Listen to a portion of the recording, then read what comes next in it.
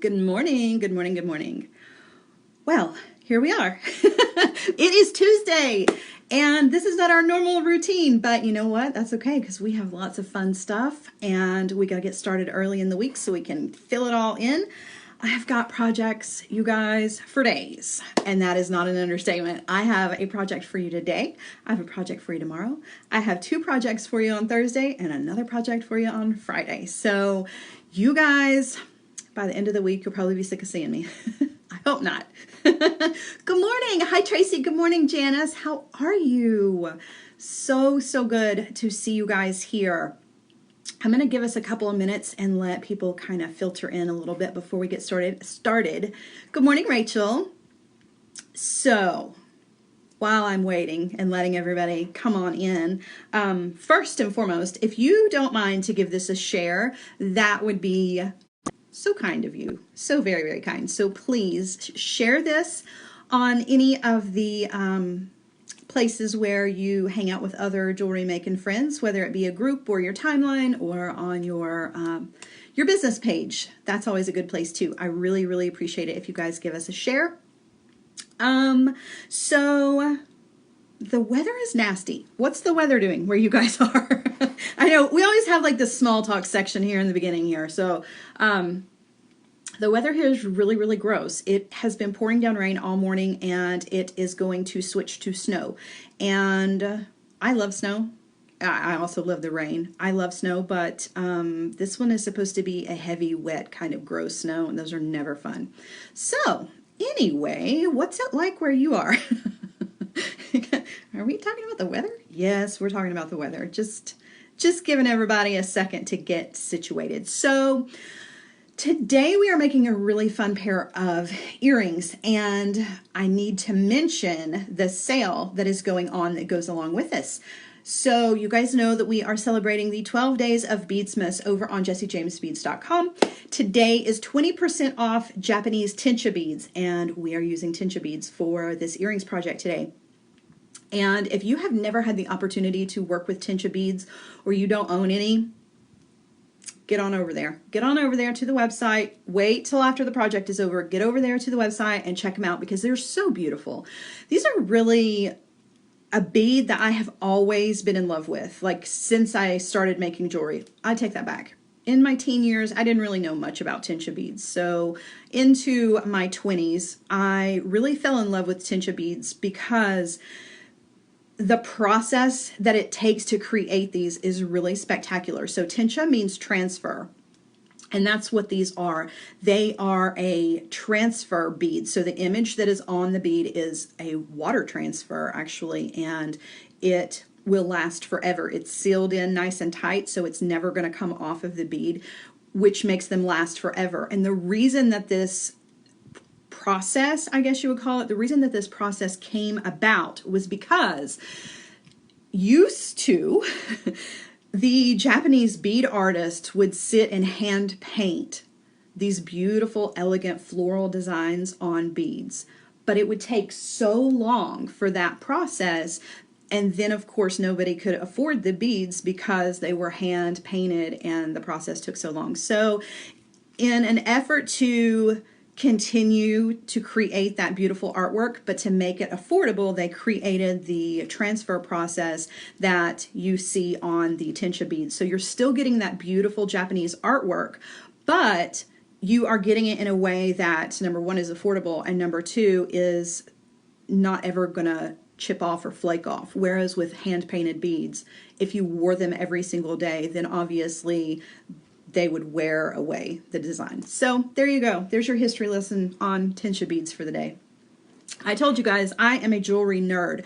If there are things that you guys want to know about when it comes to jewelry making, I probably know like maybe this much. Just enough to share it with you, you know? So, all right. So there you go. So I am using this really beautiful strand today. I can never remember what the name of this is. So let me see if I can pull it up. This Tensha strand, pulling it up on the website, hold on, is white. Let's see. Secret Garden. I knew it was something garden. I just couldn't remember. So this is the shortened version of this because I've pulled some beads off of this, obviously, to use for our earrings. So I have one earring already made, and we're going to use some of the other beads on here to create the earring. Anyway, this is one of my favorite Tensha strands from the Jessie James Beads website. The Tensha beads themselves are clear, and I really, really like that. So some of them are solid color, but this is clear, which is really cool because the light comes through this in such a different kind of way. And you get that beautiful rose design that is on there, and then you have all of these other accent beads from Jessie James Beads to go with. And it's just a really stunning strand. It would look really beautiful all by itself as a bracelet or as a necklace, and just add some length to it with some chain or some leather. But we're going to break it apart and make some earrings out of it. I'll go ahead and show you guys the earring just to give you kind of a sneak peek as to where we are going. So this is the design. Right? These are fab.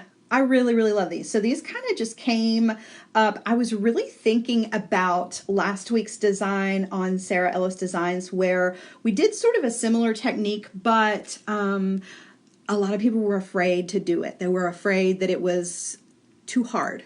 I'm going to show you. This is very, very similar to that, minus the herringbone wire wrapping. So this is a bit easier. So if you can master this one first, then you can go ahead and do the pendant that we did last week.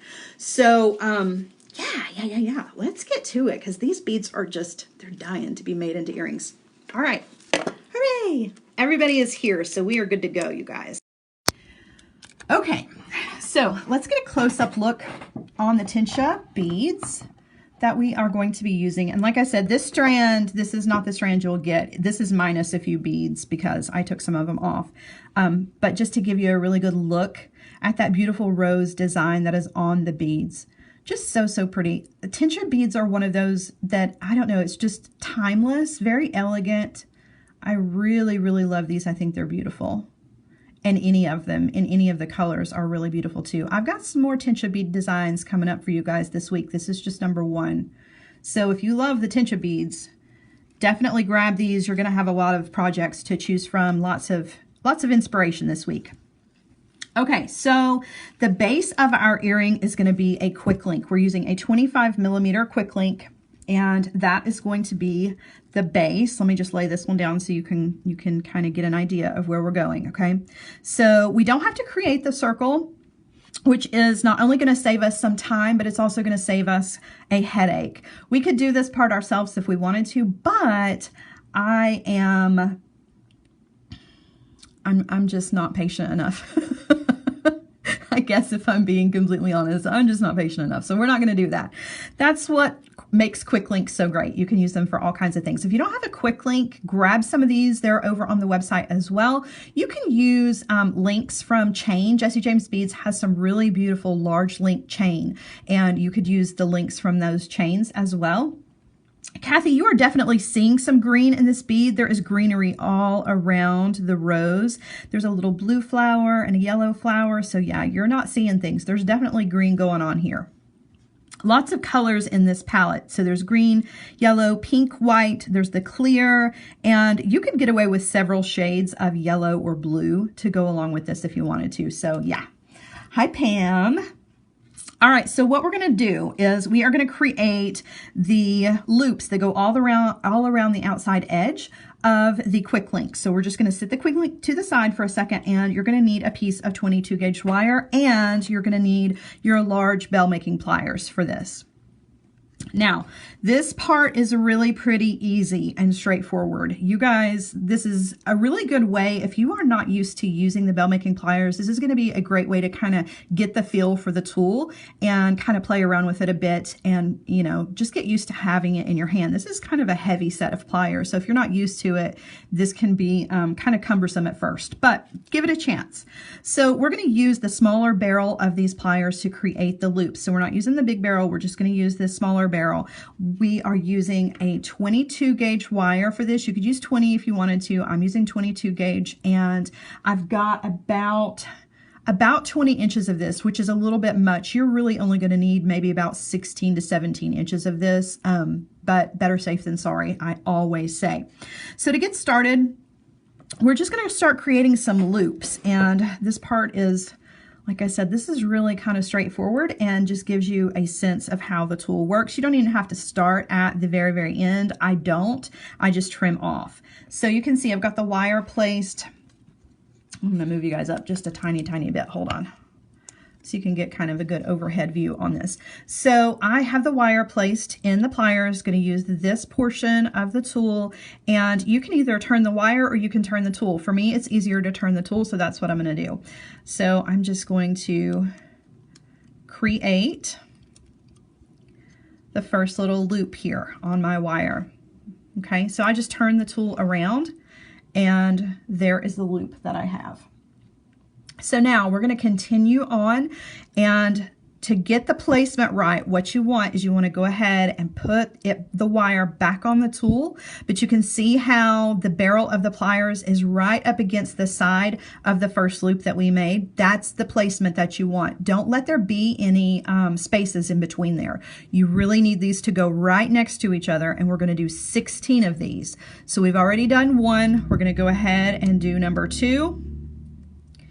And then take it off the pliers. And you're going to notice the space that happens here. You can take it off and kind of squish it down with your fingers if you want to line it up nice and straight. But you can see why it's really important to get that spacing right. You don't want there to be any spaces in between the 2 loops or the 3 loops as we continue on. So next loop, put the wire in the tool, loop right up against the pliers, and then I'm turning the wire, leaving the tool like it is. I'm sorry, I think I said that backwards before. I don't know what I said, but you can see what I'm doing. Okay, so there's 3. And you can take them off and kind of mush them down nice and flat with your fingers, or you can do all 16 loops and then come back later and lay them all down flat. Really makes no difference. Okay, we are going to lay them down flat though. So we just want to continue this process making the loops. Okay, so here's 4. Always making sure that the wire is coming out straight. There's 4. There's 5.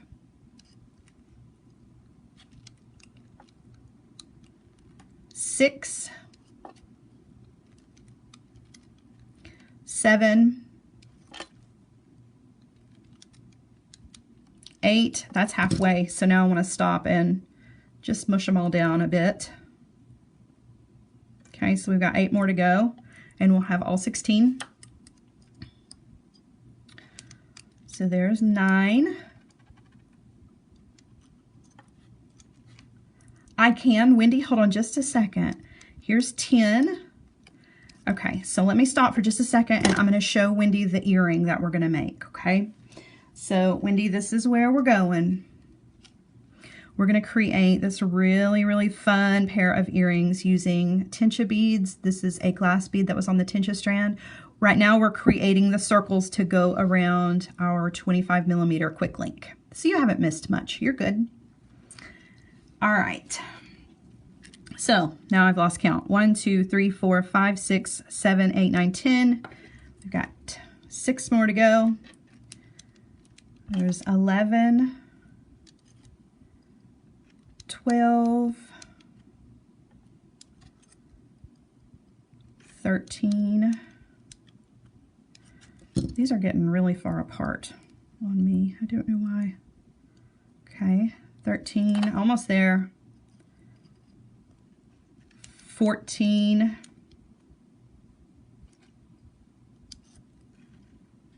15. And 16. Okay, so you've got 16 loops, and when you look at it from the top down, you can see some of them need to be mushed down. So I'm just going to kind of squeeze them down with my fingers a bit. Okay, and you'll see I had way more wire than I needed. As always, I'm going to come in with my cutter tool, and I'm just going to trim that off, making sure that loop, though, I don't trim it off too short so that there is a complete loop there. Same thing over here with the tail. I want to trim that off, but be sure not to trim too much. Okay, so this is our loop section. Now, before we move on, we want to put this on the block and harden it just a tiny, tiny bit, okay? It does really not going to take a lot. You just want to help to kind of sit those loops down a bit and just work harden them just a tiny bit, because we are still going to manipulate this bit of wire into a circle. So you don't want to harden this to the point where you can't easily turn it. We're more than anything just setting down the loops. Okay, so move that out of the way. All right, so you can see we've got it work hardened. It already has kind of an arch shape to it. That has to do with the way that we rolled this around on the pliers. So it's just naturally going to have that curve to it, which is exactly what we want. We don't have to fight with it very much. There is another way to create these exact same loops to create a nice straight line, but we're not worried about that today. We will do that in another project though, because I think it's important that you learn how to do both. All right, so here is our Quicklink, and all we're going to do is we're just going to wire wrap this Quicklink to the outer edge of our Quicklink, and to do that we're going to use some 24 gauge wire. You're going to need about 20 inches of the 24 gauge wire, and this is not hard, I promise. This is going to give you a nice feel. If you're not used to wire wrapping, or you're not used to using smaller gauge wire for making connections, this is going to be good practice for this, okay? So what we're going to do is we just want to anchor this wire to the Quicklink first and foremost. And so I want my long tail to be going upwards and my small tail coming downwards. And I'm just going to take the small tail and loop it around just once. And chances are, when we get a little bit further into this, we're actually going to trim all of that off. Like, we'll get rid of this. It doesn't matter how pretty that first wrap is, in other words.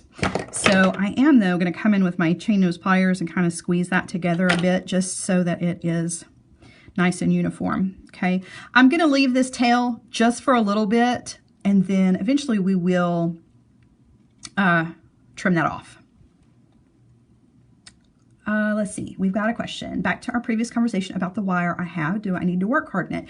Any of the wire that you're using, I would definitely work harden it for sure. If it's a nice, flexible, smooth, soft wire, I would definitely work harden it. If it's going to be in a situation like this where the shape that you have created is going to be exposed, right? So when it comes to like wrapped loops, you don't have to do any work hardening for that. But if you're creating shapes that you want to retain their shape in your jewelry making, I definitely recommend work hardening. Okay, so picking up our little loop thing that I just sat down, I'm just going to lay this guy right on the surface, okay, and you can see I've slid my wire wrap over to the side for just a second. So I just want to lay this right on the surface, just sitting it on top and holding it with my fingers. And then I'm going to slide that wire wrapping over just a tiny, tiny bit. And what I want to do is I want to take the tail end of this wire and I want to go through that loop, okay, towards the back, and making sure that the wire is behaving in the way that I want it to, that I'm not creating any kinks here, okay, and pulling it through, and then pulling down to bring it down to the surface of the Quicklink, okay, back up through the center. And then for good measure, we're going to go through it one more time. So each one of these loops is going to get 2 wraps, okay? And take your time with it. Don't let the wire kink on you, because that's what it's going to want to do, particularly when you're working with a longer piece. As you work along and the length gets shorter, your working end gets shorter, the less trouble you're going to have with it, okay? All right, so I'm just going to bring the wire through the center. Ignore this tail piece. I'll try to hold it over here so it's out of the way so you don't get confused. Okay, pulling it up through the center, and now we want to move to the second loop. So with the second loop, I'm just going to go down through the center. Well, if I can hold on to it, I will. Down through the center. And now you can see the wire wants to kink on me, so I'm just going to take a second or two to make sure that it doesn't. Go ahead, bring that wire through. Okay, going to the back. And I want to be sure that this is on top. The loops are on top on this edge of the Quicklink, not behind. If you go behind, this is going to want to flower on you. So in other words, it's going to create a cup instead of laying nice and flat, okay? Unless that's the look you're going for, but we really want this to be right on the edge of the Quicklink. So that was one wrap around. We're going to go through again one more time and then move on to the next loop. So you're going to kind of work up a rhythm as you're going. Okay, so there's 2 loops attached coming up from the inside, and the next pass is going to go through the center of the next loop. Okay, making sure that it's sitting where I want it to sit. Use both hands. You can let go now and use your left hand or your non-dominant hand, depending on what you're used to. Now that you've got 2 loops secured, you can definitely let go and use both hands to make sure that everything is sitting exactly where you want it to be. Okay, so we're going back down through that loop again.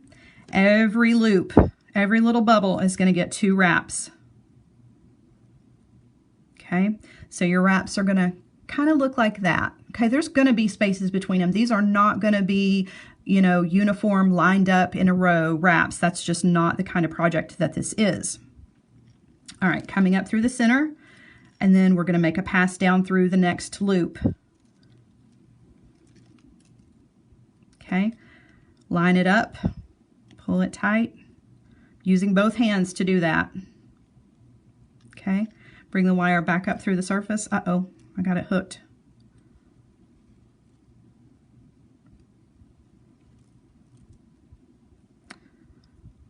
So this is why you need to go slow, just so that things like that don't happen. One of the biggest things that wants to happen is the wire is going to want to kink up on you. So you got to be careful. Go slow.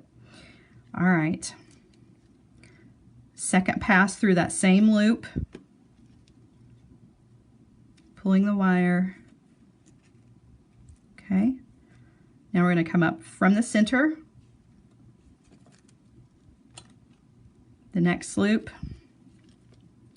Going down through the loop, making sure that it's right on the surface of the Quicklink.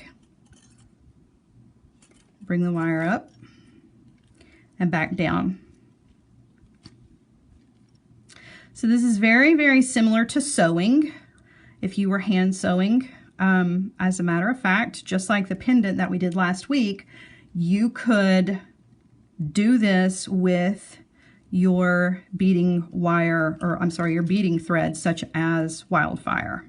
Just depending on what it is that you use, your Nymo, any of those would work. You just use a needle. The only problem is that the color obviously will not be the same. I've not ever seen gold bead stringing material. I could be wrong. So Kathy says, could you go between the loops? Would that work as well? You could go between the loops, absolutely. I'm just going through the loops. Well, you want to catch, yeah, I guess you could. You absolutely could, now that I look at it. There is that tiny, what she's talking about, you guys, is that, see that little space in between these 2 wraps here where my finger is? So you could do your wire wrapping between both of those. The only reason I would maybe not do that unless I was using a smaller gauge wire would be because I would be afraid that the 2 wraps would start to make the loops separate. I would be afraid that it would create too much space in between the petals of the flower, if you will, because that's kind of what this reminds me of, is a flower. If you were using a 26 or 28 gauge wire, that probably wouldn't be an issue. But yeah, you could do that for sure. And it's going to change the look. You know, if you wanted spaces in between your loops here, you could definitely do that as well. You could space the loops out, and you could even put a bead in between each one of the loops and just do that during the wrapping process. So have a loop, a bead, a loop, right? You can do that. A lot of different variations that you can do with this. So I always, and I say this every time we get together to create jewelry, but you can always take what I'm showing you and translate it into your own jewelry design in a million different ways. That's what makes this so cool, is you could take this exact technique and doctor it up a little bit and really make it your own, and you could create something completely different. I'm just showing you the basics, giving you a little inspiration. Doing this with colored wire would be really pretty as well.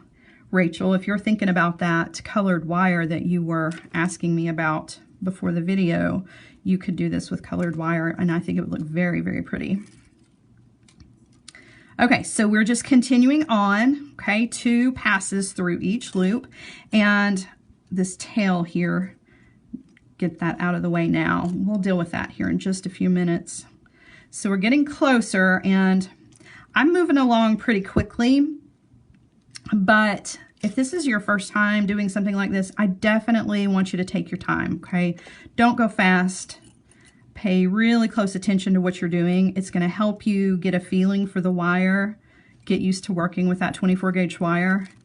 I like 24 gauge wire, but when I very first started using wire, I hated it. I didn't like any of the small gauge wires because I felt like it was more trouble than it was worth. They always wanted to kink.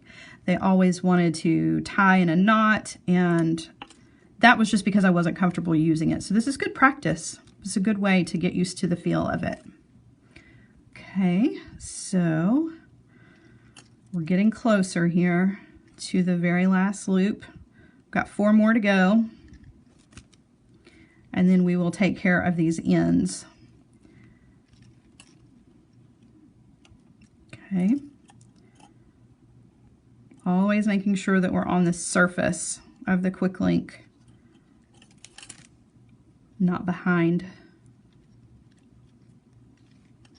So when I made this, I actually thought I would give it a whole nother row and wire wrap a smaller row, not 16 loops, but maybe 12 loops in front of this one to give it some added dimension. So you could definitely do that as well.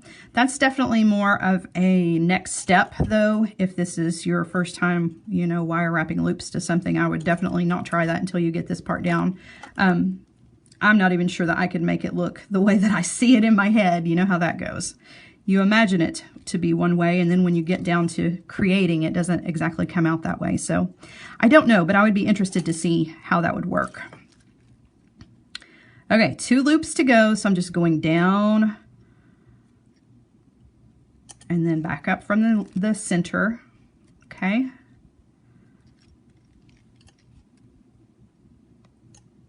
All right, so this is our last loop, and he is a little, he's not gonna sit perfectly because he is kind of cramped in there. Not much, but just a little bit. That's okay. All of those little things will disappear into the design and no one will ever notice. So you can see he kind of wants to sit towards the back just a little bit. That's okay. That's fine. I'm going to let him do whatever he wants to do.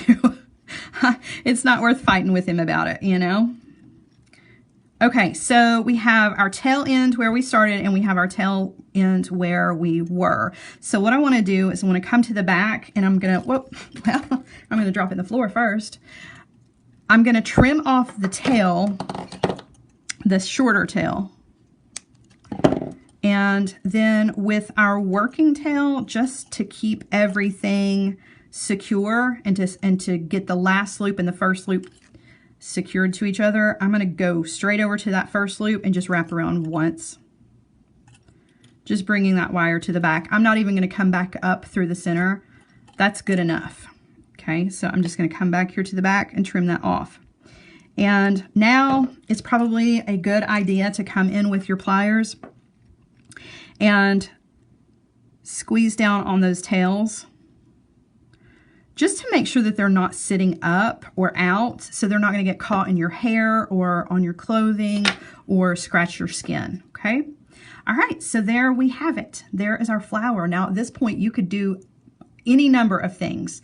There are tons of different things that you could do with this, and I made sure that I had a clear center, right? I've got one loop here at the top. That's the center. I've got one loop here on the bottom. That's the center, right? So I can definitely hang things like an ear wire from here and a bead from here. If you went with a different number of loops, if you went with an odd number of loops, you wouldn't have a center here. You would have 2. So take that into account, particularly when you're trying to work out how many loops you need to go around if you're using something other than a Quicklink, because it may not always work out evenly and you may have to adjust your spacing just a little bit, okay? All right, so now we're gonna attach our beads, and this is the part you guys know by heart. So I'm just gonna take these off. We're gonna use this little guy to hang in the center. I really love that kind of twisted facet that is there. And then we're going to use our big Tensha bead to hang from the middle down here on the bottom. And we are going to create our head pins for that. So move this to the side. We're going to do 2 of these. I'm going to take the wire. You guys have seen me do this a bunch, but if you've not and you're new, this might be a new one for you, okay? So I'm grabbing the wire, 22 gauge wire, right at the tip of my round nose pliers. I'm going to turn it around the tip once and then around the tip twice, that second wrap going directly underneath the first. You want to stop where you see the flush end of your wire, okay? Leaving it on the pliers, bend the wire out this direction, okay? Take it off the pliers. You've got 2 loops here. You've just got a little coil that you've created. You're gonna take the tail end of that wire and stick it through. Somebody on a motorcycle going by. Stick it through the loops. Then you wanna come in with your nylon jaw pliers and grab it right next to the 2 loops that you've got, and then pull the wire through to create your head pin. So you've got this nice little rosette and you're ready to add your bead. Okay, so let's go ahead and add our Tensha bead to that. And hi, Marie. I'm gonna grab that wire right at the top of the bead as it is exiting. I'm gonna bend that wire 90 degrees. Okay, gonna come in with the round nose pliers, going up and over, adjusting my grip and going on around. Now, before I do the wrapping part, we're gonna pop this on to the bottom of our little flower here. So this is gonna be the center bottom. So I just wanna take the tail end of my wire and put it through and just link the 2 together. Okay, so there's no jump ring here. And I'm gonna come in with my chain nose pliers. I use bent chain nose pliers for this just to keep it out of the way, right? Keep the component and everything over to this side. And then I'm just gonna do the wire wrapping. There was room for 4. Take it off of the tool. You can see how it's gonna hang. Need to trim off that tail and get that out of the way. Okay, so now we have 1 bead secure. We've got 1 more to go. And this one we're actually going to add a jump ring to. Okay, so we're not going to wire wrap it directly on, just because I don't want to have to wire wrap over all of this wire wrapping that already exists. So we are going to create a head pin for this guy. Whoops, round nose pliers. Same thing, just taking the tail end of the wire, grabbing it with the tip top of the round nose pliers, wrapping around once, wrapping around twice, stopping where we start, bending the wire out this way. Okay, take the tail end of the wire and go down through the 2 loops. Nylon jaw pliers. You guys, if you don't have a pair of nylon jaw pliers, put that on your Christmas list. Tell your friends and family, nylon jaw pliers, you want those in your stocking this year. Pull that wire, and there you go.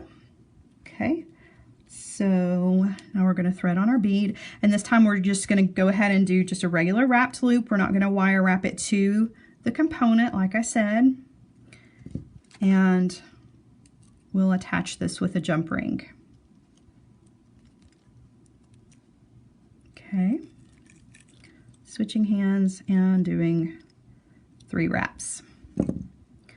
So there is our bead, and let's trim off the tail.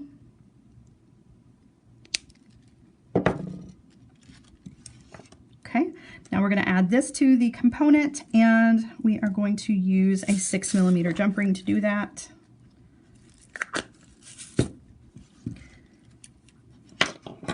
So when you're opening the jump ring for this, you definitely want to open it wide because you've got a lot of surface to clear here.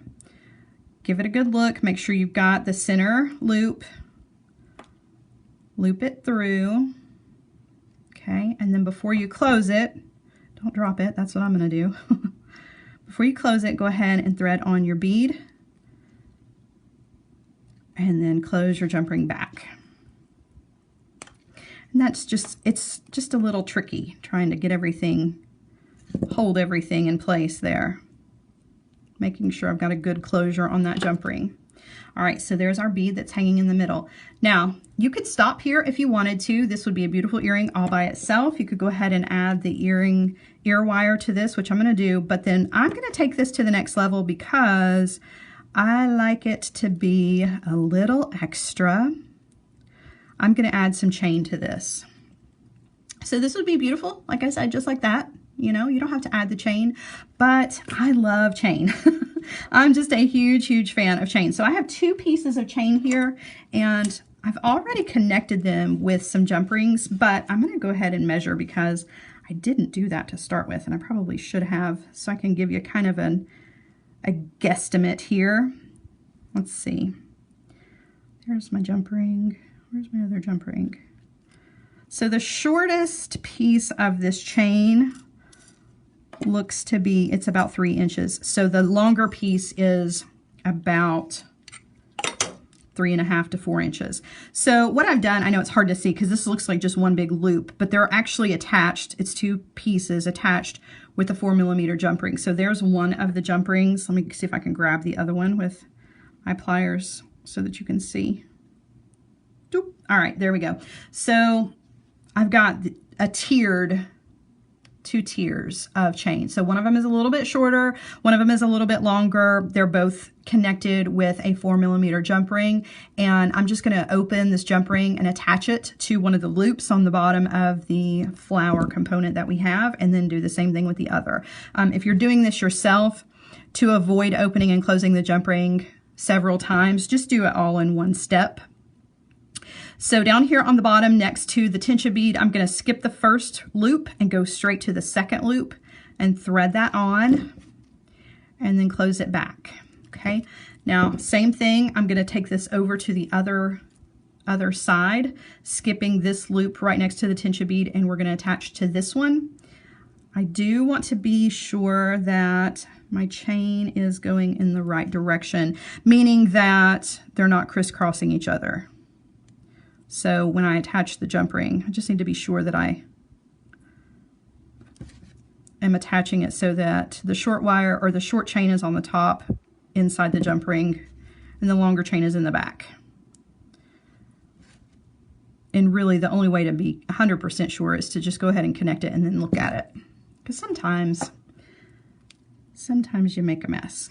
So that looks good. Yep, I got it all secured. Did I put that in the right place? I did, didn't I? No, I didn't. I knew that looked funny. I need to skip that one, so let's undo that. Sorry, I was talking to you about it and not paying enough attention. So I'm just going to open this and move it down one. There we go. All right, and that's it. Now you've got, I guess it wants to grab on that. Now we've got this really, really awesome earring, and we worked this up pretty quickly, actually. Don't expect to whip this up in just a couple minutes. Really take your time with the wire wrapping part of this, and then the rest of it, you know, you can do that really quickly. You don't even have to make your own head pins if you don't want to. You can just use regular head pins. I just like to try to keep all my metals the same color.